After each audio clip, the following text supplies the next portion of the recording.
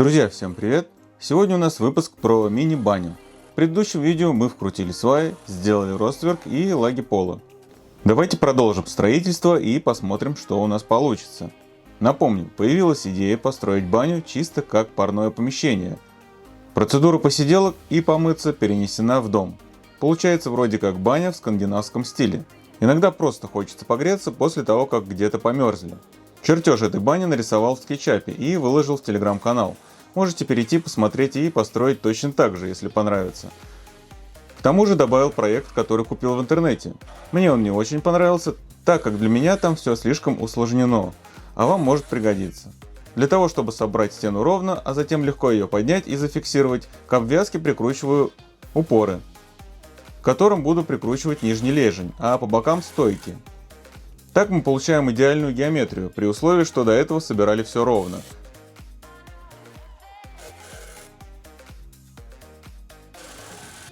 В тот день было много снега, поэтому момент сборки стены не попал в кадр, но там все как обычно.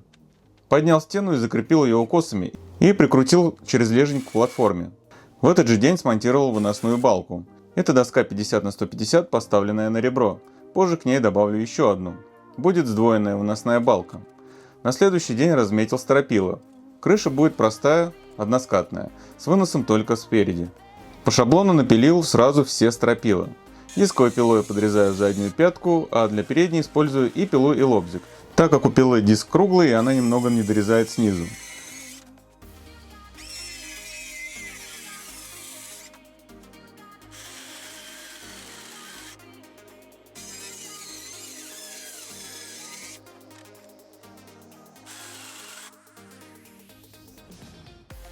Затем переношу все стропила и закрепляю.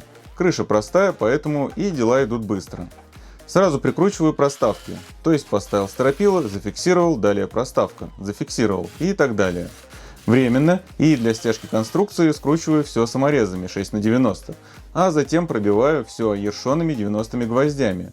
Плюс такого подхода в том, что при необходимости можно сделать изменения или корректировку и, убедившись, что все хорошо, пробивать уже гвоздями. После того, как стропила в задней части зафиксированы, фиксирую их и на противоположной стороне. Также сразу ставлю проставки. Если переднюю и заднюю стену я собирал на земле, то боковые проще собирать в проеме. Верхний лежень прикручиваем к стропиле, а нижний к лагам пола.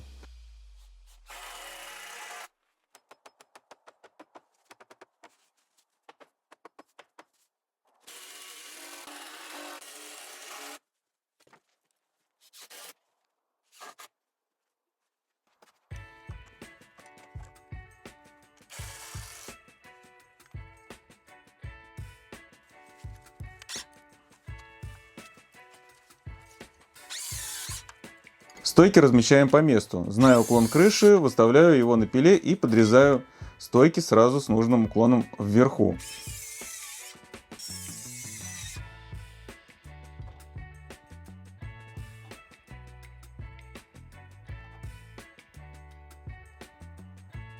Единственное, что при такой сборке не очень удобно выпиливать укосины. Когда стена лежит, делать это, конечно, проще.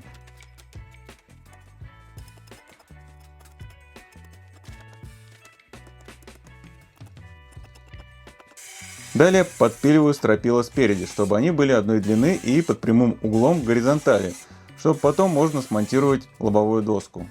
Не особо видно в кадре, тут я просто использую шнурку, натянутую между первой и последней стропилой, а прямой угол сделан с помощью уровня.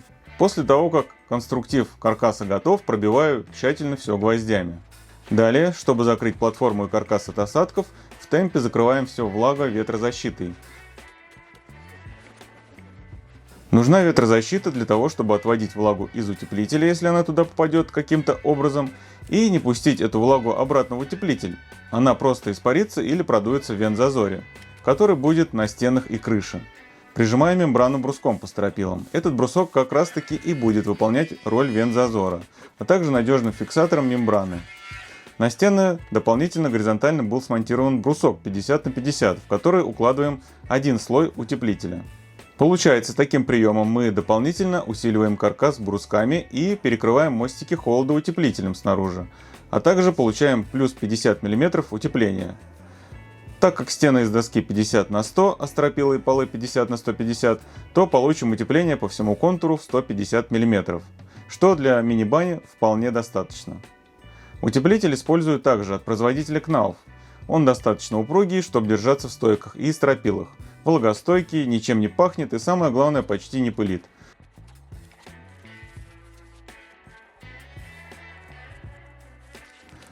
Хотя и на ветрозащите есть клейкая сторона, все же я стараюсь всегда дополнительно проклеивать стыки. Делаю это для того, чтобы потоками ветра в вентзазоре не выдувало тепло из утеплителя. Мы же всегда застегиваем куртку, чтобы было теплее. Вот и тут похожий эффект. Далее пробиваю вертикальными брусками весь каркас. Эти бруски, как и на крыше, прижимают мембрану, держат утеплитель и обеспечивают вентзазор. Вообще положено использовать брусок минимально 40 на 40, но у меня маленькое строение и редко будет отапливаться, поэтому решил применить брусок 50 на 30. Для дома однозначно надо использовать брусок какой положено. Далее приступаем к плитной обшивке. У меня это будет QuickDeck 16 мм. Важно смонтировать ровно первый лист. Для этого снизу к обвязке прикручиваю упоры. Также прикручиваю упор сбоку, чтобы ровно прийти с другой стены. QuickDeck мне нравится тем, что у него удобные размеры 2,44 на 60 см. Это позволяет работать с ним в одно лицо. Также он очень плотный и имеет систему Shift Pass, что позволяет монтировать его, не подгоняя стыки под стойки или наоборот.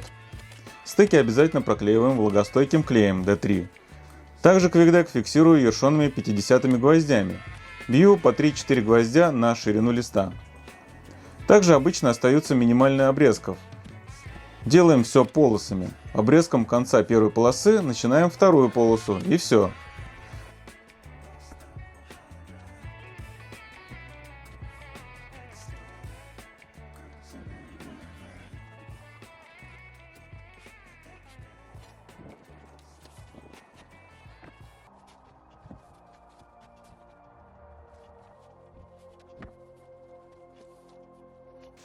На крыше монтирую QuickDeck по стропилам. Вариант спорный.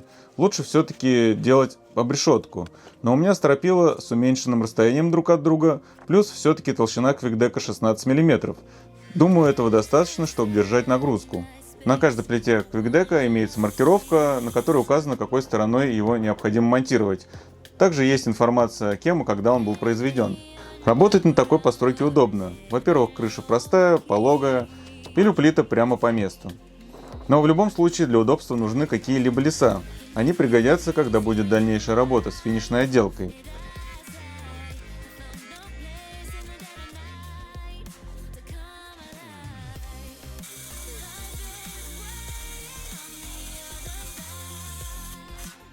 Завершаю контур утепления последней стены и заканчиваю работу с плитной обшивкой.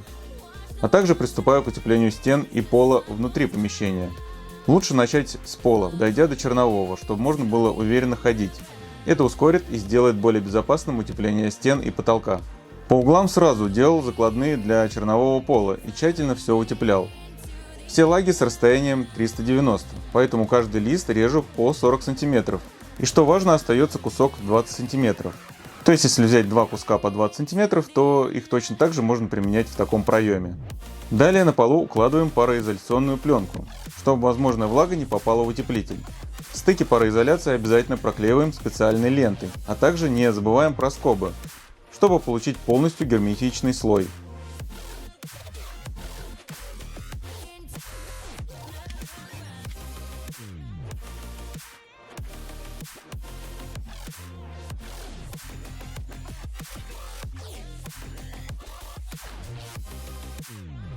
В качестве чернового пола буду использовать тот же QuickDeck, только уже не 16 мм, а 22 мм.